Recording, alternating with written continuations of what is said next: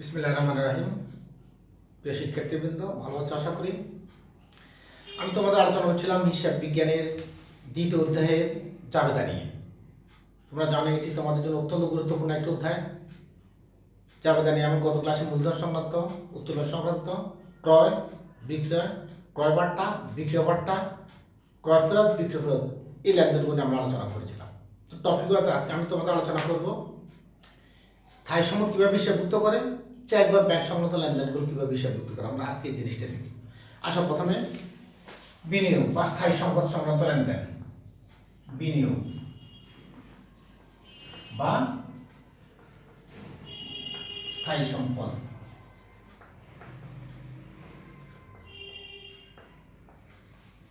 অর্থাৎ বিনিয়োগ অথবা স্থায়ী সম্পদ সংক্রান্ত লেনদেনগুলো কীভাবে হিসাবভুক্ত করা। আমরা প্রথম জানবো বিনিয়োগ কি। ব্যক্তি বা প্রতিষ্ঠান তার অলস অর্থ যদি কোথাও খাটায় মুনাফার্জনের উদ্দেশ্যে, দীর্ঘমেয়াদে যদি কোথাও খাটায়, সেটিকে বলবো আমরা বিনিয়োগ। আর স্থায়ী সম্পদ মুনাফার্জন কিংবা ব্যবসার স্বাভাবিক কার্য পরিচালনার জন্য একটা প্রতিষ্ঠান বিভিন্ন ধরনের সম্পদ ব্যবহার করে থাকে। এসব সম্পদ ক্রয় করে অথবা তৈরির মাধ্যমে সৃষ্ট হয়। সম্পদকে আমরা ক্রয়মূল্য হিসাবে বইতে লিপিবদ্ধ করি। তোমরা জানো ঐতিহাসিক ক্রয়মূল্য নীতি অনুযায়ী সম্পদকে আমরা ক্রয়মূল্য হিসাবে বইতে লিপিবদ্ধ করতে হয়। ক্রয়মূল্য বলতে যতটা আদি ক্রয় করতে শুধু সেটি নয়, মনে রাখবে সম্পত্তি ক্রয় করে এনে এটিকে ব্যবহার উপযোগীকরণ পর্যন্ত। আমি আবার বলি, সম্পত্তি ক্রয় করে এটিকে ব্যবহার উপযোগীকরণ পর্যন্ত সকল খরচের যোগফল হবে সম্পত্তি ক্রয়মূল্য। ক্লিয়ার? যেমন পরিবহন খরচ আছে, যেমন আনার সময় বিমা আছে, সংস্থাপনের জন্য মজুরি আছে। অর্থাৎ এটি ব্যবহার যে কাজে এনেছি সেই কাজে ব্যবহার উপযোগী হওয়ার পুরো পর্যন্ত সকল খরচের যোগফলে হলো সম্পত্তি ক্রয়মূল্য। সম্পত্তি তোমরা জানো, যদি সম্পত্তি বৃদ্ধি পায় সম্পত্তি হিসাব ডেবিট হবে, কোনো কারণে যদি সম্পদ হ্রাস পায় তাহলে সম্পত্তি হিসাব ক্রেডিট হবে। আর কোন কারণে সম্পত্তির মূল্য বৃদ্ধি পেয়েছে তার হিসাবটা হবে ক্রেডিট। আমি কিছু লেনদেন লিখে দিয়েছি, এখানে দেখো। প্রথম লেনদেনটা আমরা লিখেছি আসবাবপত্র ক্রয় করা হলো। আসবাবপত্র ক্রয় করা এটি আমাদের জন্য একটি সম্পদ, সুতরাং এটি সম্পদ সংক্রান্ত লেনদেন। আসবাবপত্র ক্রয় করলে আসবাবপত্র বৃদ্ধি পাবে, আসবাবপত্র হিসাব হবে ডেবিট। প্রশ্ন করো কি কারণে বৃদ্ধি পেয়েছে? ক্রয় করেছি, বিনিময়ে আমাদের কাছ থেকে কি হয়েছে? নগদ টাকা চলে গেছে, নগদান হিসাব হবে ক্রেডিট। Very simple. স্থায়ী সম্পদ নগদ বা ধারে যদি উল্লেখ না থাকে আমরা সেটিকে নগদে ধরতে হবে। কারণ সম্পদ আমরা সবসময় ক্রয় করি না, 10, 15, 20 বছর একবার ক্রয় করি। সুতরাং বোঝাই যাচ্ছে সে আমাদের বাকি দিবে না। যদি খাতি থাকে সেটা ভিন্ন কথা। তাহলে আমরা ধরে নেব সম্পদ স্পেসিফিক উল্লেখ না থাকলে সেটি নগদে ক্রয় করা হয়েছে, আমরা ধরে নেব। কেমন? 2 নম্বর লেনদেন রাখো। কলকবজা ক্রয় করা হলো 20,000 টাকা। একটি কলকবজা ক্রয় করে এনেছে 20,000 টাকা। এটির পরিবহন খরচ 2,500 টাকা এবং এটির সংস্থাপনের জন্য, এটি বসানোর জন্য আমরা মজুরি দিয়েছি 1,500 টাকা। যদি পরিবহন খরচ দিয়ে না আনি এটি ব্যবহার উপযোগী কেমন হবে? সংস্থাপন খরচ যদি আইনে এটিকে না বসাই তাহলে ব্যবহার উপযোগী কেমন হবে? এই জন্য আমরা বলেছি ব্যবহার উপযোগীর জন্য সকল খরচ যোগ হবে। 20,000 যোগ 2,500, 22,500 যোগ 1,500, টোটাল 24,000। তাহলে আমরা লিখব কলকবজা, যদি যন্ত্রপাতি আছে যন্ত্রপাতি লিখব। কলকবজা হিসাব ডেবিট টু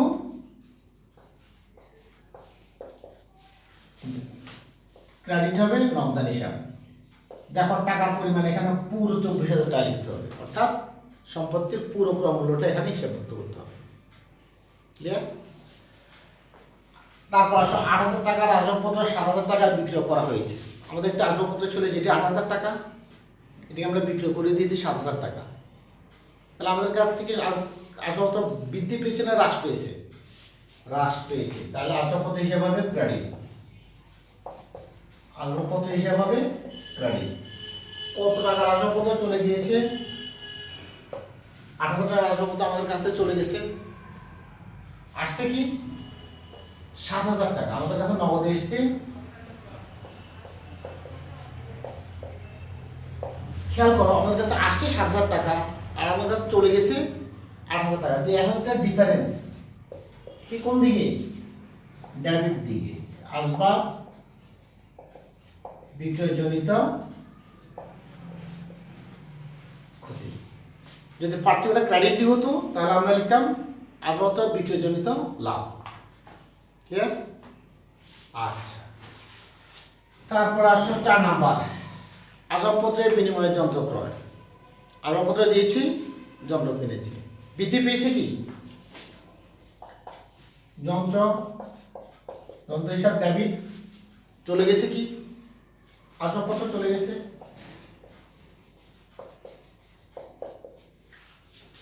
একটি সম্পদ বৃদ্ধি পেয়েছে, বৃদ্ধি পেলে ডেবিট। কোন সম্পদের হ্রাস পেয়েছে তার হিসাব ক্রেডিট। ক্লিয়ার? তারপর আসুন 5 নাম্বার,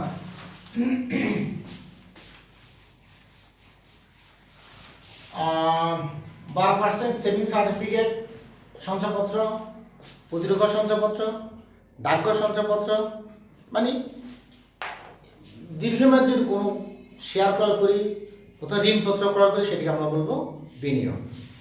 12% সেভিং সার্টিফিকেট অথবা সঞ্চয়পত্র আমরা এখানে লিখব বিনিয়োগ হিসাব ডেবিট। বলার প্রয়োজন নেই কিভাবে ক্রয় করেছি, নগদ টাকায়। এটা আমরা সেভিং সার্টিফিকেট লিখবো না, সঞ্চয়পত্র লিখবো না, লিখবো বিনিয়োগ।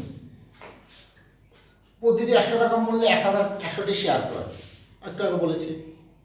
একটু মানে শেয়ার ক্রয় করেছি মানে আমি সেখানে অর্থ বিনিয়োগ করেছি, সেটি হবে বিনিয়োগ ডেবিট টু নগদ। কত টাকা হবে? প্রতিটি 100 টাকা মূল্যের 100টি শেয়ার মানে 10,000 টাকা। কেমন? এই লেনদেনটা আমার দেখো, আমি 10 নম্বর লেনদেন দিয়েছি, শেয়ারগুলো 11,000 টাকায় বিক্রয় করা হলো। এতে শেয়ার ক্রয় করলাম, কয়দিন পর আমরা শেয়ারগুলো বিক্রয় করে দিয়েছি। বিক্রয় করে দিলে বিনিয়োগ চলে যাবে, বিনিয়োগ ক্রেডিট। আমাদের কাছে আসছে কত? 11,000 টাকা। নগদ এসছে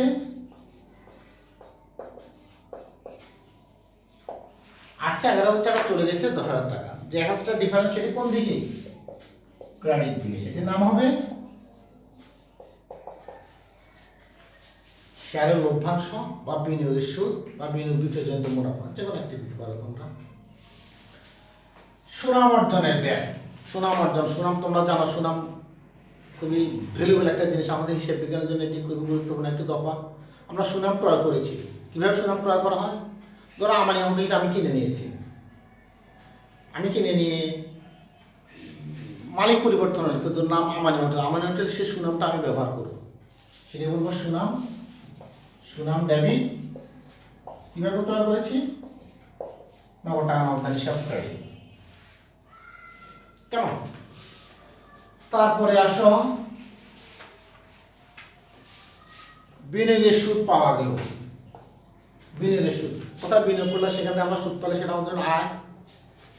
বিনিয়োগ সুদ আমার জন্য আয়, আয় ক্রেডিট। নগদান ডেবিট, বিনিয়োগের সুদ ক্রেডিট। একটা শেয়ারের লভ্যাংশ পাওয়া গেল। তোমরা জানো শেয়ার লভ্যাংশ মূলত নগদে দেয় না, আমরা ব্যাংক অ্যাকাউন্ট খুলি, লভ্যাংশ আমাদের অ্যাকাউন্টে চলে আসে। এই জন্য শেয়ার লভ্যাংশের ক্ষেত্রে ব্যাংক হিসাব দেওয়াটা উত্তম। ব্যাংক হিসাব ডেবিট টু লভ্যাংশ আয়। তুমি এখানে ব্যাংক হিসাব না দিয়ে নগদান হিসাব দিলে হবে, তবে কম সুদ হবে। কারণ লভ্যাংশ কখন আমাদের হাতে হাতে দেয় না, আমাদের ব্যাংক অ্যাকাউন্টের মাধ্যমে পাঠিয়ে দেয় তারা। ক্লিয়ার? একটি লেনদেন রয়েছে অফিসের জন্য দেয়াল ঘড়ি, ক্যালকুলেটর, ট্যাপসেটার ইত্যাদি ইত্যাদি চলে। আমরা জানি ট্যাপসেটার, ক্যালকুলেটর, ঘড়ি এগুলোকে আমরা বলবো অফিস সরঞ্জাম।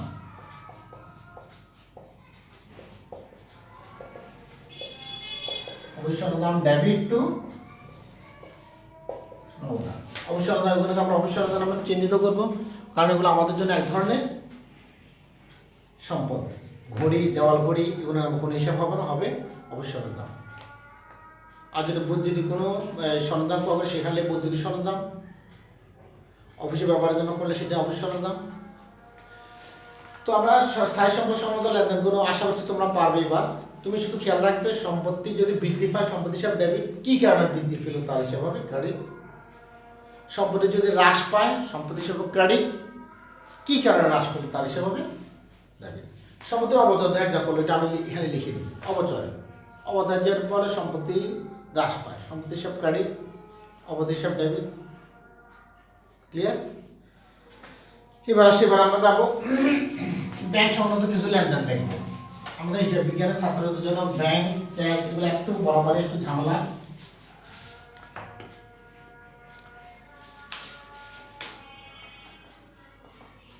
চেক বা ব্যাংক সংক্রান্ত লেনদেন, চেক বা ব্যাংক সংক্রান্ত লেনদেনগুলো খেয়াল করো। ব্যাংকে জমা টাকা আমার জন্য সম্পদ। আমরা যে ব্যাংকে টাকা জমা রাখি সেটা আমাদের জন্য সম্পদ। কোনো লেনদেনের ফলে যদি ব্যাংকে টাকা বৃদ্ধি পায় ব্যাংক হিসাব ডেবিট, আর কোনো লেনদেনের ফলে যদি ব্যাংকে টাকা হ্রাস পায় তাহলে ব্যাংক হিসাব হবে ক্রেডিট। এই দুটি বেসিক জিনিস মনে রাখলে তোমার জন্য কাজটা ইজি হবে। কোনো লেনদেনের ফলে যদি ব্যাংকে টাকা বৃদ্ধি পায় ব্যাংক হিসাব হবে ডেবিট, আর কোনো লেনদেনের ফলে যদি ব্যাংকে টাকা হ্রাস পায় তাহলে ব্যাংক হিসাব হবে আমাদের জন্য ক্রেডিট। আর খেয়াল রাখবে চেক প্রাপ্তি নগদ টাকা প্রাপ্তির সামিল। তবে আধুনিক হিসাব বিজ্ঞানে চেক প্রাপ্তিকে নগদান প্রাপ্তি মনে করা হয় না। মনে করা হয় চেক আমাদেরকে বাহক চেক না হুকুম চেক দিয়েছে। বর্তমান অধিকাংশ লেনদেন চেকের মাধ্যমে হয়, অনলাইনে হয়, আমার অ্যাকাউন্টে এসে টাকাটা জমা হয়। ঠিক আছে? চেকের ক্ষেত্রে খেয়াল রাখবে সবসময় চেক প্রাপ্তি নগদ টাকা প্রাপ্তির সামনে নগদান হিসাব দিলে হবে, ব্যাংক হিসাব দিলে হবে, তবে তোমরা ব্যাংক হিসাব ব্যবহার করবে। আর যদি প্রাপ্ত চেক ওই দিনে ব্যাংকে জমা দিয়ে সরাসরি ব্যাংক হিসাব দেবো, পরবর্তী কার্য দিবসে জমা দিই তাহলে আমরা সেটা লিখব নগদান হিসাবে। নগদ টাকা পেয়েছি, ক্যাশে আছে, পরবর্তী কার্য দিবসে গিয়ে আমরা চেকটি ব্যাংকে জমা দিচ্ছি। এবার আসো কিছু লেনদেন দেখো।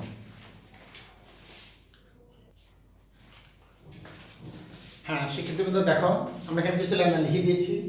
আমি আগে বলেছি ব্যাংক সংক্রান্ত লেনদেনগুলো আমাদের জন্য একটু টেকনিক্যাল। আমরা হিসাব বিজ্ঞানের ছাত্র, ব্যাংক সংক্রান্ত লেনদেন আমরা আমাদের খুবই ভূভাবে। ব্যাংক, চেক, বিল, অমর্যাদা, মর্যাদা ইত্যাদি অনেক কথা। খেয়াল করো, প্রথমে ব্যাংক হিসাব খোলা হলো। তোমরা জানো ব্যাংকের 3 ধরনের হিসাব খোলা যায়: ব্যাংক চলতি হিসাব, ব্যাংক সঞ্চয় হিসাব, ব্যাংক স্থায়ী হিসাব। তোমার প্রশ্নে যেটি থাকে সোনালী ব্যাংক সঞ্চয় হিসাব, পুরো নামটা লিখবে, সোনালী ব্যাংক সঞ্চয় হিসাব ডেবিট। সোনালী ব্যাংক স্থায়ী হিসাব, ব্যাংকের নাম এবং হিসাবের নামটা লেখা উত্তম, লিখলে ভালো। প্রথম লেনদেন ব্যাংক হিসাব খোলা হলো, ব্যাংক হিসাব ডেবিট, নগদান হিসাব ক্রেডিট। ক্লিয়ার? ব্যাংকে টাকা জমা দিয়েছে, ব্যাংকে টাকা বৃদ্ধি পেয়েছে, নগদ টাকা চলে গেছে, নগদ ক্রেডিট। চেক পাওয়া গেলো, এখানে খেয়াল করো, এখানে আমি জোড়া লেনদেন। চেক পাওয়া গেলো, আমাকে চেক কে দিবে? দেনাদার দিবে, যার থেকে টাকা পাবো। আমরা বলেছি চেক পেলে আমরা নগদান না লিখে ব্যাংক হিসাব লিখব। প্রাপ্য হিসাব ক্রেডিট। চেক পাওয়া গেলে নগদান হিসাব অথবা ব্যাংক হিসাব ডেবিট। আমরা ব্যাংক হিসাব লিখলাম, কে দিবে চেক বলে নাই, নিশ্চয় তার কাছ থেকে টাকা পাবো। টাকা না পেলে চেক দিবে। ব্র্যাকেটের নামটা লিখে দিলে আরো ভালো, কার কাছ থেকে পেয়েছি। তার সাথে সাথে আমরা লিখেছি প্রাপ্ত চেক প্রত্যাখ্যাত হবে। এগুলো ঝামেলার এন্ট্রি। হিসাব বিজ্ঞান যত প্রত্যাখ্যান এন্ট্রি হবে তোমরা খেয়াল রাখবে, স্বাভাবিক যে এন্ট্রি দিয়েছ প্রত্যাখ্যান হলে সেটিকে উল্টে দিবে শুধু। আমি একটা চেক পেয়েছি, তার কাছ থেকে পাইতাম 10,000 টাকা, ধরে নিলাম সে 2,000 টাকা চেক দিয়েছে, আর 8,000 টাকা পাবো। ব্যাংক তার কাছ থেকে টাকাটা আদায় করতে পারেনি, হয়তো তার অ্যাকাউন্টে টাকা নেই, তার স্বাক্ষর মিল নেই, বা যে কোনো কারণে টাকা আদায় করতে পারেনি। তাহলে আমাদের দেনাদারে কমে দিয়েছে, ভুল করছি না, আমরা সেটাকে বাড়াই দিলাম। প্রত্যাখ্যাত হলে যা বলা হবে প্রাপ্য হিসাব বাড়িয়ে যাবে টু ব্যাংক হিসাব। আমি আবার বলি, তার কাছে চেক পেয়ে ব্যাংকে জমা দিয়েছি, আমি মনে হচ্ছে ব্যাংকে টাকা বেড়ে গেছে, ব্যাংক তার অ্যাকাউন্ট থেকে টাকাটা কালেকশন করে আনার পর ব্যাংক টাকা বাড়াবে, কিন্তু আমি আমার হিসাবের বইতে ব্যাংকে টাকা বাড়িয়ে দিয়েছি। যেহেতু চেকটা প্রত্যাখ্যাত হয়েছে অর্থাৎ ব্যাংক টাকা আদায় করতে পারেনি, আমরা ব্যাংক হিসাবকে কমাই দেব। আমি আমার টাকা দেওয়া দেবো, না তুমি টাকা দাও, কেমন? 3 নাম্বার চেক প্রদান করা হলো। আমরা চেক কাকে দিই? প্রথম চেক আমরা কমাই দিই, চেক ইস্যু করলে ব্যাংকে টাকা কমে যায়, ব্যাংক হিসাব ক্রেডিট। আমরা সব চেক ইস্যু করে ব্যাংকে টাকা কমাই দিই।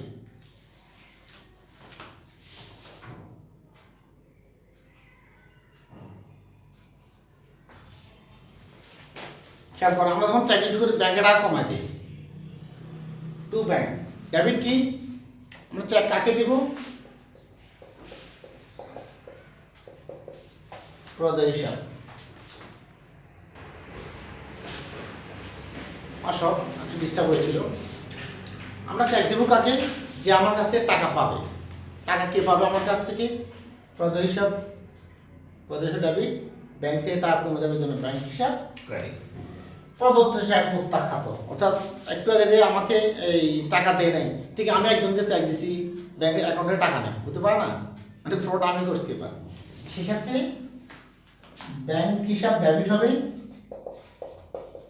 প্রদেয় হিসাব হবে ক্রেডিট।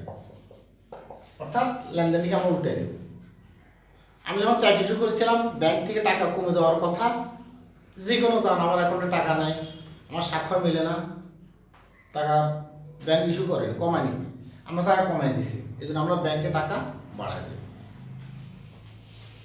তারপর আসো, করিমের কাছ থেকে চেক পেয়ে রহিমকে প্রদান। করিমের কাছ থেকে চেক পাইছি, রহিমকে দিছি। আমার কি হয়েছে, কিছু হয়নি, হ্যাঁ কিছু হয়েছে, দেনাদার কমেছে এবং পাওনাদার কমেছে। এক্ষেত্রে কাকে দিয়েছি, তার হিসাব ডেবিট, রহিম হিসাব ডেবিট। কার থেকে নিয়েছি, পাওনাদার রহিম কমলে রহিম হিসাব হবে ডেবিট, আর দানাদার রহিম কমলে দানাদার হবে ক্রেডিট। তারপর আসো 5 নম্বরে, 5 নম্বরে আসো, ব্যাংক থেকে উত্তোলন। এই তিনটে লেনদেনের মধ্যে একটা সামঞ্জস্য আছে, খেয়াল করো। ব্যাংক থেকে উত্তোলন 12,000 টাকা, ব্যাংক থেকে টাকা কমে গেছে, টু ব্যাংক হিসাব, 12,000 টাকা ব্যাংক থেকে কমে গেছে। অফিসের প্রয়োজন 10,000, তাহলে অফিসের জন্য 10,000 টাকা হলে বাকি 2,000 টাকা কার জন্য, বলার প্রয়োজন নেই, এটা মালিকের জন্য। তাহলে অফিসের জন্য যেটি, সেটি হবে নগদান হিসাব, আর যেটি বলা নাই সেটি মালিকের প্রয়োজন। যদি বলা মালিকের প্রয়োজনে 10,000, তাহলে বাকিটা অফিসের প্রয়োজনে। টাকা দুই কাজে উত্তোলন করতে পারে, অফিসের প্রয়োজন অথবা মালিকের প্রয়োজন। মালিকের প্রয়োজন করলে সেটি উত্তোলন, অফিসের প্রয়োজন করলে সেটি নগদান। 6 নম্বর, ব্যাংক থেকে উত্তোলন 12,000, পথে ছিনতে 2,000 টাকা। মজার অ্যান্টি, ব্যাংকে 12,000 টাকা তুলে আনার সময় 2,000 টাকা নিয়ে গেছে, যেটি অসম্ভব ব্যাপার। 2,000 টাকা না, পারলে পুরা নেবে, পারলে আমার মোবাইল টোবাইল যা আছে সব নেবে। তাহলে ব্যাংক থেকে উত্তোলন করে আনার সময় কত নাম্বার, 6, ব্যাংক হিসাব ক্রেডিট। ব্যাংক হিসাব ক্রেডিট 12,000 টাকা, যেহেতু অফিসের প্রয়োজনে তুলেছি, আমাদের অফিসের নগদে এসছে কত, আর 2,000 টাকা যেটি আসেনি, যেহেতু অফিসের প্রয়োজনে টাকা উত্তোলন করেছি, চুরিটা আমাদের অফিসকে স্বীকার করতে হবে, অর্থাৎ আমাদের জন্য সেটি ক্ষতি। এটি হবে বিবিধ ক্ষতি হিসাব। ক্লিয়ার? তারপরটি দেখার মজার এন্ট্রি, ব্যাংক থেকে ব্যক্তিগত প্রয়োজনে উত্তোলন 12,000 টাকা। মানে এবার স্পেসিফিক বলা আছে ব্যক্তিগত প্রয়োজনে উত্তোলন করা হয়েছে 12,000 টাকা, মধ্যে ছিনতাই 2,000 টাকা। মালিক তার নিজের প্রয়োজনে কারবার থেকে 12,000 টাকা একটা চেক নিয়ে গেছে, মালিকের 2,000 টাকা না, পুরোটা চলে নিয়ে গেল, আমাদের কিছু করার নেই, আমার মালিকের নাম 12,000 টাকা লিখে রাখবে। ক্লিয়ার? ব্যাংক হিসাব ক্রেডিট 12,000, আর মালিকের টাকা চলে নিয়ে একবার মালিক হারায় ফেলে, আমাদের কিচ্ছু করার না, আমরা পুরো মালিকের নাম 12,000 টাকায় লিখে রাখবো। তিনটি ক্ষেত্রে খেয়াল করো, ব্যাংক ক্রেডিট 12,000, ব্যাংক ক্রেডিট, যেহেতু ব্যাংক থেকে টাকা কমে গেছে। কারণটি কোন কারণে, অফিসের জন্য নগদান, ব্যক্তিগত প্রয়োজনে উত্তোলন, অফিসের প্রয়োজনে নগদান, চুরি হয়েছে সেটা ক্ষতি, ব্যক্তিগত প্রয়োজনে সেটি উত্তোলন হিসাব। ক্লিয়ার? তারপরে আসো 8 নম্বর, 10,000 টাকা 3 মাস মেয়াদি একটি বিল 12% বাট্টা ভাঙানো হলো। এই লেনদেনটা তোমার জন্য একটু নতুন। বিল কীভাবে বাট্টা করে, অর্থাৎ আমরা যার কাছ থেকে টাকা পাবো সে আমাকে টাকা দিচ্ছে না, লিখিত অঙ্গীকার দিয়েছে, আজকে 3 মাস পরে সে আমাকে টাকা দেবে। একটা দলিল আমার কাছে আছে, আমার এই মুহূর্তে নগদ টাকার দরকার, আমি কি করবো, আমার কাছে 10,000 টাকা একটা কাগজ আছে, আমি কাগজটা নিয়ে ব্যাংকের কাছে গিয়ে বলবো, ভাই বিলটা আপনি রাখেন, 3 মাস পরে আপনাকে 10,000 টাকা দিয়ে দিবে। ব্যাংক যদি সন্তুষ্ট হয়, দেনাদারকে যদি ব্যাংক আশ্বস্ত হয় যে দেনাদার তাকে টাকাটা ঠিকমতো পরিশোধ করবে, সেই ক্ষেত্রে ব্যাংক আমাকে বিলটা ভাঙায় দিবে। 10,000 টাকা বিল, ব্যাংক পুরো 10,000 টাকা দিবে না, তার কিছু কমিশন নেবে। সে এই কমিশনকে বলবো বাট্টা। ব্যাংক হিসাব ডেবিট, প্রথম বিল চলে যাবে, বিল প্রাপ্য বিল হিসাব, আমার বিল ব্যাংকে বাট্টাল, আমার কাছে বিলটি চলে যাবে টু প্রাপ্য বিল হিসাব বা প্রাপ্য নোট হিসাব। প্রাপ্য নোট কত টাকা? 10,000 টাকা। মানে ব্যাংকে বাট্টা করছে 12% বাট্টা। এই বাট্টাটা দেখো, 10,000 পূরণ 12% পূরণ 12 ভাগে 3 মাস। যেহেতু 3 মাস পূর্বে আমি টাকাটা নিচ্ছি, যদি 1 মাস পরে বাট্টা করতাম তাহলে এখানে 2 মাসের বাট্টা আসতো। যতদিন আগে বাট্টা করেছি ততদিনের কমিশন কাটবে ব্যাংক। কত? 300 টাকা। অর্থাৎ ব্যাংক 300 টাকা বাট্টা বাবদ কেটে রাখবে, বাট্টা খরচ। তাহলে 10,000 টাকার মধ্যে 300 টাকা বাট্টা বাদ দিয়ে ব্যাংক আমাকে কত দিবে? বাকি টাকা। আমি আবার বলি, দেনাদার তার টাকা পরিশোধের যে লিখিত অঙ্গীকার দিয়ে সেটি বলা প্রাপ্য নোট। প্রাপ্য নোট আমাদের জন্য সম্পদ। আমরা মেয়াদ পূর্বে যদি ব্যাংকে নোটটা বাট্টা করতে চাই, ব্যাংক বাট্টা করে দিতে পারে, এক্ষেত্রে ব্যাংক কিছু কমিশন বা চার্জ কাটবে, সেই চার্জকে বলবো বাট্টা খরচ। তাহলে বাকি টাকা ব্যাংক আমাদের দিবে। ব্যাংক ডেবিট, বাট্টা ডেবিট, প্রাপ্য বিল, ক্যালকুলেশন আমি এখানে দেখালাম। তারপর বাট্টায় যে বিলটি যদি প্রত্যাখ্যাত হয়, অর্থাৎ মেয়াদ শেষে ব্যাংক ওই লোকের কাছে গেল টাকা দেওয়ার জন্য, সে লোক ব্যাংকে টাকা দেয় নেই, ব্যাংক তার সাথে মারামারি ঝগড়া কিচ্ছু করবে না, ব্যাংক এসে আমার দেবে, ওই তোমার বিল তুমি নিয়ে যাও। তাহলে ব্যাংক আমার কাছ থেকে টাকা পাবে, ব্যাংক হবে আমার কি পাওনাদার, ব্যাংক হিসাবে হবে আমার পাওনাদার। আমি কি বসে রাখবো? আমি যে আমার টাকা দেবে, তুমি টাকা দাও নাই কেন, আমি তার কাছ থেকে টাকা আদায় করবো, সে হবে আমার কি প্রাপ্য হিসাব। ব্যাংক আমাকে কিন্তু 9,700 টাকা দিয়েছিল, কিন্তু এখন আমার অ্যাকাউন্ট থেকে ব্যাংক পুরো 10,000 টাকা কাটবে। এই জন্য যদি ব্যাংক কোনো খরচ করে, এটা বলে নোটারি খরচ, যদি 100 টাকা 500 টাকা খরচ করে, সে টাকা ব্যাংক আমার থেকে কাটবে 500 টাকা, শুধু টাকাটা যোগ হয়ে যাবে। তারপর দেখো, ব্যাংক থেকে ঋণ নেওয়া হলো 10,000 টাকা, ব্যাংক থেকে ঋণ নেওয়া হলো 10,000 টাকা, নগদান হিসাব, ব্যাংক হিসাব। আমরা ব্যাংক হিসাব লিখেছি কারণ ব্যাংক তুমি ঋণ নিলে তোমাকে টাকাটা ক্যাশ দিবে না, তোমার অ্যাকাউন্টে জমা করে দেবে, যেন আমরা ব্যাংক হিসাব লিখেছি। দুটি শুদ্ধ, ব্যাংক ঋণ হিসাব। আমরা ব্যাংক ঋণ নিলাম 10,000 টাকা, সাথে সাথে 1,000 টাকা সুদ সহ। এই যে ঋণটা আমরা ব্যাংকে পরিশোধ করলাম 1,000 টাকা সুদ সহ, তাহলে আমার কাছে নগদে চলে গেছে কত? নগদে চলে গেছে 11,000 টাকা। ব্যাংক ঋণ ছিল, ব্যাংক ঋণ ছিল 10,000 টাকা প্লাস বাকি টাকাটা সুদ। ব্যাংক ঋণের সুদ, সিম্পল। মানে এখানে ব্যাংকের লেনদেন আমি অনেকগুলো লেনদেন জোড়া জোড়া দেখিয়েছি, কারণ একটা একটা লিঙ্ক আছে, কেমন? তারপরে আসো 10, ব্যাংক কর্তৃক সুদ মঞ্জুর। কিন্তু আমরা ব্যাংকে লেনদেন করলাম, ব্যাংক আমার টাকা খাটিয়ে ব্যবসা করেছে, কিছু সুদ যদি আমাকে দেয়, আমার ব্যাংকে টাকা বাড়বে, ব্যাংক হিসাব দেবে। কি জন্য বাড়লো? ব্যাংক সুদ হিসাব। ব্যাংক আমাকে যদি সুদ মঞ্জুর করে, আমার ব্যাংকের টাকা বাড়বে, কি কারণে বাড়লো তার হিসাব হবে ক্রেডিট। সার্ভিস চার্জ, ব্যাংক যদি আমার অ্যাকাউন্ট থেকে কোনো কারণে টাকা কর্তন করে, ব্যাংকে টাকা কমবে, ব্যাংক হিসাব ক্রেডিট। কি কারণে কমলো? Bank charge, service charge, bank সুদ, টাকা পরিমাণটা বসাবে।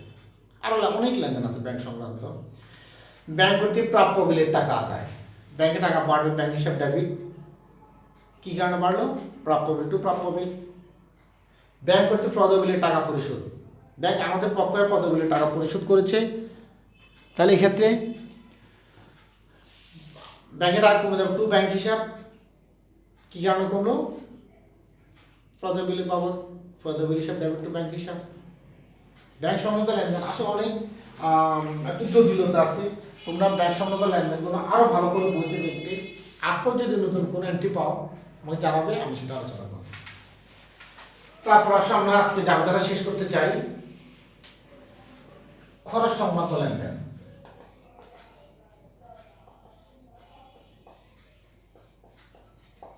খরচ সংক্রান্ত লেনদেন, খরচ দৈনন্দিন যে সমস্ত কার্যক্রমের জন্য আমরা প্রতিনিয়ত যে অর্থ ব্যয় করি সেটা বলবো খরচ।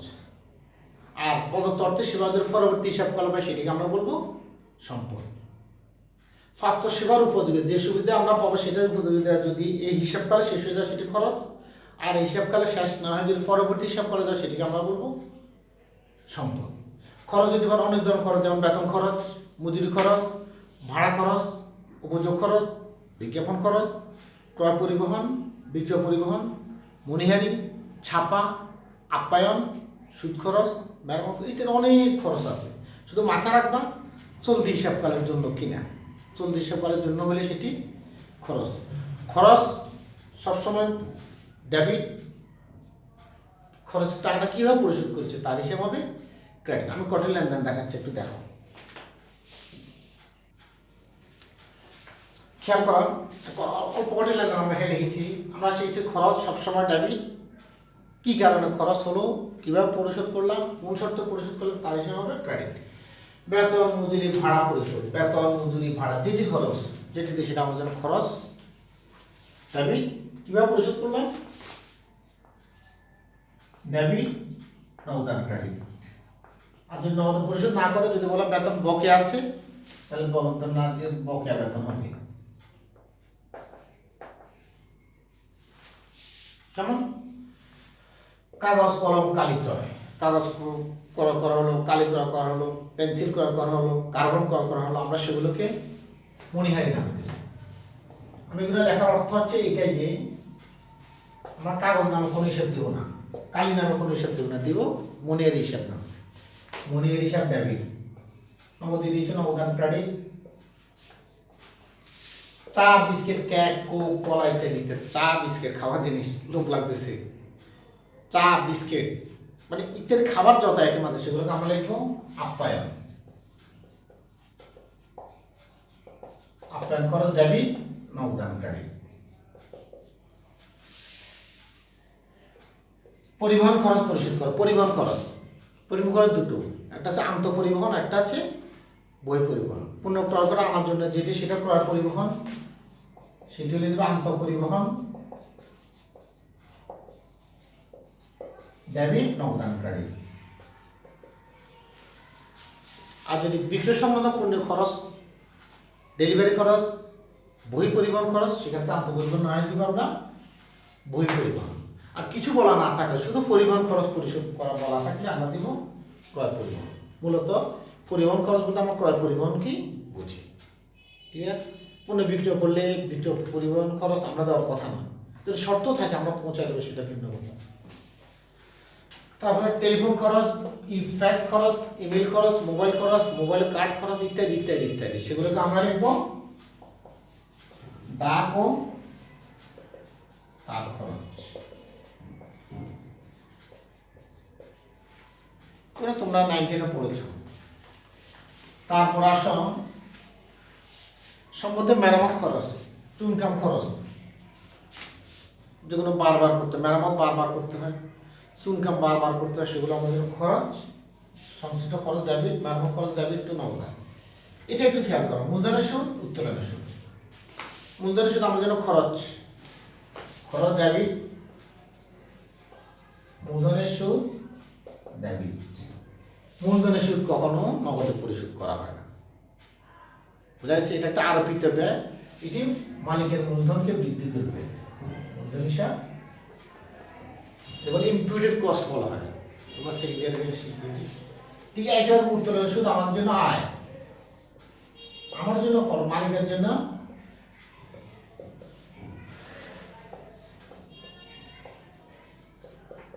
উত্তোলন ডেবিট টু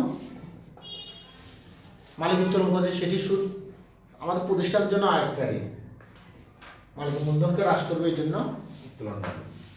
বাড়ি ভাড়া পরিশোধ অর্ধেকে মালিক থাকে, হ্যাঁ এটা প্রায় সময় আসে। বাড়ি ভাড়া ডেবিট, ধরো বাড়ি ভাড়া 10,000 টাকা, আমরা টাকাটা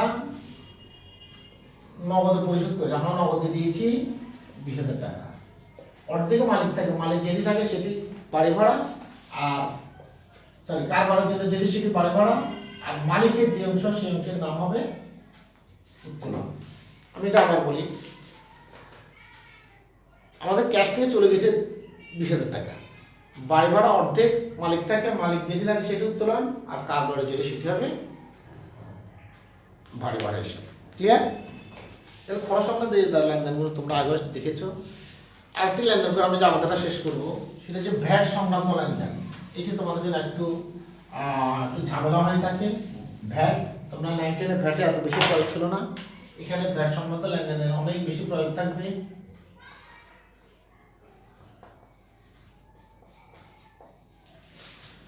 তোমরা যেমন 1991 সালে বাংলাদেশে ভ্যাট প্রবর্তন করা হয়।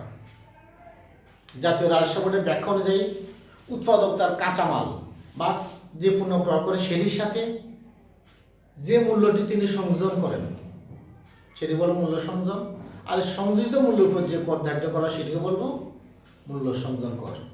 আমাদের এই বিজ্ঞানের ছাত্রদের জন্য ভ্যালু অ্যাডেড ট্যাক্স বা মূল্য সংযোজন কর অত্যন্ত গুরুত্বপূর্ণ একটি দফা। কত পার্সেন্ট ভ্যাট বলা থাকবে প্রশ্নে, তোমার যদি প্রশ্নে বলা না থাকে আমরা ধরবো ভ্যাট 15%। বাংলাদেশের জন্য ভ্যাট ধার্যকৃত ভ্যাট হচ্ছে 15%। কিছু লেনদেন আমি দেখাই, কটা লেনদেন আমি দেখাই। 10% বার্তায় 10,000 টাকা পণ্য ক্রয়, 15% ভ্যাট, 10% বার্তা 10,000 টাকা পণ্য ক্রয়, এটা আমাদের জন্য ক্রয় বার্তা। আমরা ক্রয় করেছি 10,000 টাকা থেকে 1,000 টাকা বাদ দেবো, 9,000 টাকা পণ্য ক্রয় মূল্য ভ্যাট। এই 9,000 টাকা 15% কত হবে?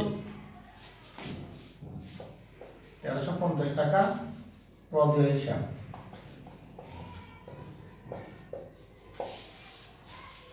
ঠিক আছে? অর্থাৎ কর্মূল্যের সাথে ভ্যাট যোগ হয়ে ফান্ড আদায় আমরা পরিশোধ করি। ঠিক একই রকম বিক্রয়ের ক্ষেত্রে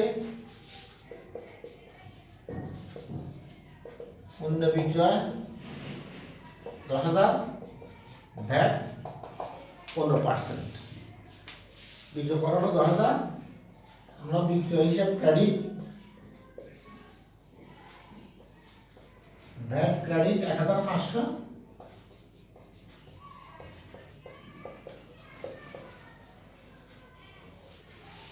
প্রাপ্য হিসাব ডেবিট হবে 11,500। এক্ষেত্রে ভ্যাটটা আমরা আলাদা লিখেছি, ক্রয় ভ্যাট এবং বিক্রয় ভ্যাট আলাদা করেছি। কেন?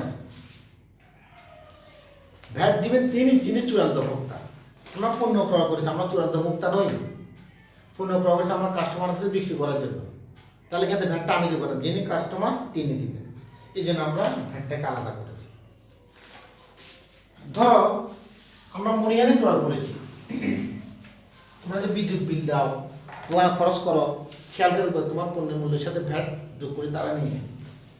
আমি যে 8টি লেনদেন দিই, মনিহারি 1,000 টাকা, 15% ভ্যাট। আমি দোকান থেকে স্টেশনারি ক্রয় করেছি 1,000 টাকা, স্টেশনারি কি ব্যবহার করব, মানে মনিহারি আমি নিজে ব্যবহার করব, তাহলে এক্ষেত্রে ভ্যাট আলাদা হিসাব করা যাবে না। মনিহারি ডেবিট টু, কারণ আমি মনিহারি চূড়ান্ত ভোক্তা। তাহলে 1,000 টাকা মনিহারি ক্রয় করেছি, ভ্যাট সহ 1,150 টাকা, আমরা লিখবো 1,150 টাকা। ক্লিয়ার? কেন? কারণ আমি মনিহারি চূড়ান্ত ভোক্তা। ঠিক একই রকম কম্পিউটার ক্রয় করলাম 60,000 টাকা, ভ্যাট প্রদান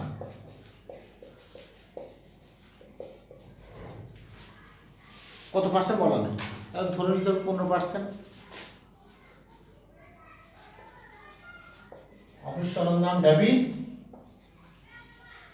অনুদান ক্রেডিট 60,000, 15% ভ্যাটে 9,000।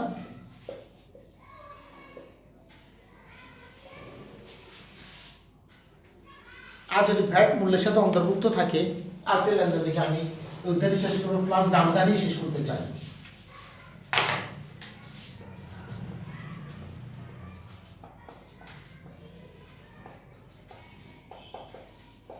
ভ্যাট অন্তর্ভুক্ত মানে 3000 মধ্যে ভ্যাট অন্তর্ভুক্ত আছে, তাহলে আমাদের ভ্যাটটা আলাদা করতে হবে। কিভাবে? ধরো ক্রয় মূল্য 100, ভ্যাট 15, ব্যবসা ক্রয় মূল্য 115, তার মানে 115 টাকা 15 টাকা, 1 টাকায় কত? আমরা যা করবো ক্রয় ডেবিট, ভ্যাট ডেবিট টু হিসাব লিখব 23,000। এর মধ্যে ভ্যাট আলাদা করতে হবে। 23,000 সমান 115 ভাগে 15, 3,000 টাকা তোমার ক্যালকুলেশন করে লিখবা। আমি ক্রয় সম্বন্ধ লেনদেন এই যে দেখিয়েছি, তারপর দেখাই দিলাম, কারণ ভ্যাট আমাদের জন্য অত্যন্ত গুরুত্বপূর্ণ একটা ব্যাপার।